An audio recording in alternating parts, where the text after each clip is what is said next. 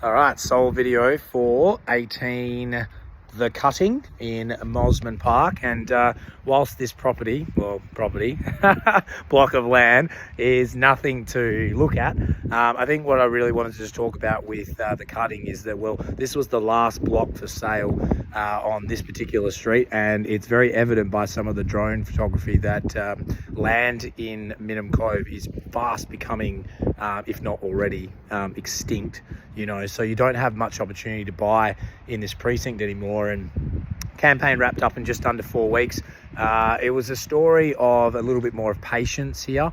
We had a lot of inquiry earlier on when we had it just for offers, and a lot of people, in their own right, I guess this is where the market will always disagree with perhaps the local agent. I always thought it was definitely worth between a 1.3 up to about a 1.4, depending on the popularity, and the early offers indicated that I was very wrong.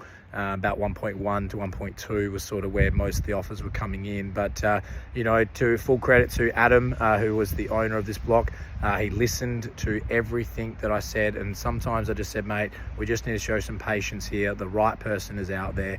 And of course it was actually a reasonably local builder that's bought it, and he paid 1.325, and I still think that's a very reasonable price, even though the market would tend to disagree with me that that's a very good price. About $3,800 a square meter, which is we haven't seen those prices for a long time. But what a lot of people can't get a gauge of here is that you can't build, there's covenants in front of you to stop, and there's no one behind you. So build 2 stories here. I've been in both these neighboring houses, and you've got some cracking river views, and that can't get built out. So all you had to do was just have a bit of a vision with this particular block. And I think Simon, who's our buyer for this one, who's actually just finished a development in Mosman Park recently, I think is a fantastic buyer for this, and I think he's going to build something magnificent, and I think that will get realised in the sale when he decides to put it on the market upon completion,